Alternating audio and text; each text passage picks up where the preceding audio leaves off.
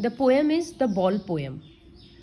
इसमें हम लोग पढ़ेंगे कि एक बच्चा का बॉल खो जाता है तो वो बहुत अपसेट हो जाता है।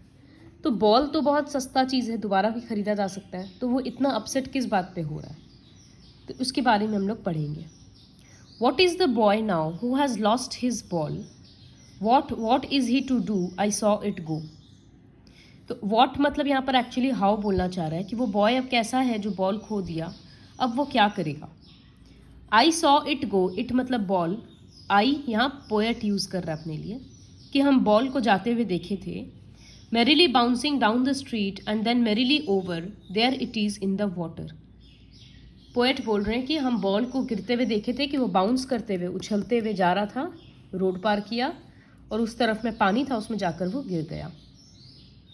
No use to say oh there are other balls, an ultimate shaking grief fixes the boy. अब ये बात बोलने का कोई फ़ायदा नहीं उस बच्चे को कि तुम रो मत, अभी तो दूसरा बॉल भी खरीद सकते हैं। क्यों नहीं बोल सकते? क्योंकि वो बॉय इस तरह से वहाँ पर खड़े होकर बॉल को देख रहा है, ऐसा लग रहा है कि उसको किसी बात का सदमा लगा है, किसी बहुत ज़्यादा उदास हो गया है वो अचानक से।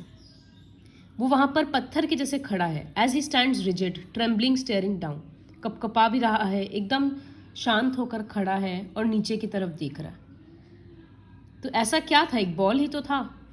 All his young days down in to the harbour where his ball went. तो एक्चुअली वो बॉल के साथ वो काफ़ी टाइम स्पेंड किया था, बचपन में बहुत खेला था। अब वो बॉल गिर गया तो उसको लग रहा है कि उसका सारा बचपन का दिन साथ में चला गया। यंग डेज मतलब चाइल्डहुड डेज। हार्बर मतलब जहाँ पर शिप और बोट को रखा जाता है, तो वहाँ पर वो बॉल जाकर गिर गया और अब वो खड़ा है और खड़े खड़े बॉल को बहता हुआ देख रहा है और उसको दिख रहा है कि मेरा सारा बचपन का याद उसके साथ चला गया। I would not intrude on him, a dime another ball is worthless. Poet बोल रहा है कि हम उसको जाकर नहीं समझाएंगे कि दूसरा बॉल खरीद लो या कुछ, क्योंकि बॉल खरीद लेंगे तो मेमोरीज तो वापस नहीं आएगा ना, तो उसके लिए अब दूसरा बॉल वर्थलेस है, एक नया ball. Now he senses first responsibility. जब वो बॉय एक सामान खो दिया, तब उसको अब अपना जिम्मेदारी का एहसास हो रहा है। उसको पहला जिम्मेदारी समझ में आया। इन अ वर्ल्ड ऑफ पोजेशंस, उसको ये समझ में आया कि ये दुनिया जो मटीरियलिस्टिक दुनिया है, सब लोग सामान इकट्ठा करने में लगे हुए, कलेक्ट करने में लगे हुए, तो उसमें उसको अपने सामान का ध्यान खुद ही रखना है। ये उसका पहला रिस्पॉन्सिबिलिटी उसको समझ में आया। People will take balls will be lost always little boy. यहाँ पर बॉल्स मतलब एक्चुअली सिर्फ बॉल नहीं है खेलने वाला, प्रॉपर्टीज़ के लिए भी बोला जा रहा है, सामान के लिए बोला जा रहा है कि लोग हमेशा सामान खरीदेंगे, कोई हम लोगों से छीन लेगा, या हम लोगों के कारण ही हम लोगों का सामान प्रॉपर्टी चला जाता है, घर चला गया, कुछ भी, तो सामान आएगा जाएगा। And no one buys a ball back. अगर मेरा प्रॉपर्टी चला जाएगा या कोई कीमती ज्वेलरी चला गया, खो गया, चोरी हो गया या हमको बेचना पड़ गया, तो कोई हमको महंगा सामान वापस खरीद के नहीं देगा। No one buys a ball back. Money is external. ये जो रुपया पैसा है ये सब एक्सटर्नल हैप्पीनेस के लिए होता है। अब वो ये सब बात सीख रहा है। He is learning well behind his desperate eyes the epistemology of loss. Epistemology मतलब नॉलेज, यहाँ लिखा है। तो अब वो ये जो लॉस होता है, इसका नॉलेज अब उसको समझ में आ रहा है कि इसका नॉलेज एज इन उसको समझ में आ रहा है कि कोई भी चीज़ परमानेंट नहीं है, भले ही उससे कितना सारा मेमोरीज जुड़ा हो या वो हम लोगों के लिए कितना ही कीमती हो। आज आया है तो वो सामान कल हम लोगों से चला भी जाएगा, ले लिया जाएगा।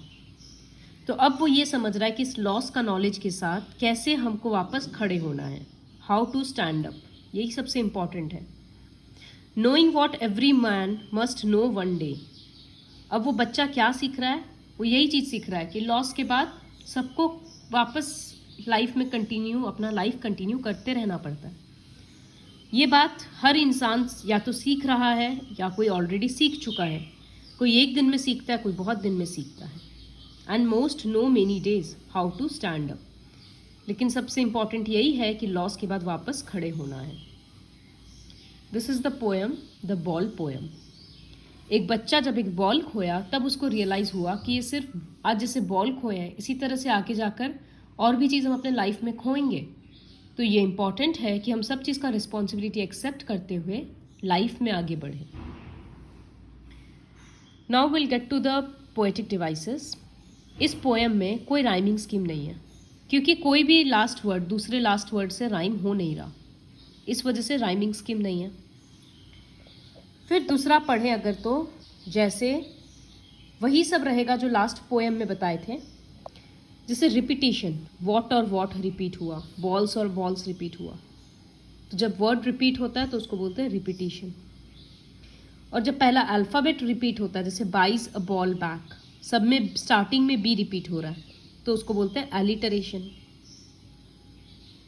तो इसमें यही दो था। This is all about the poem.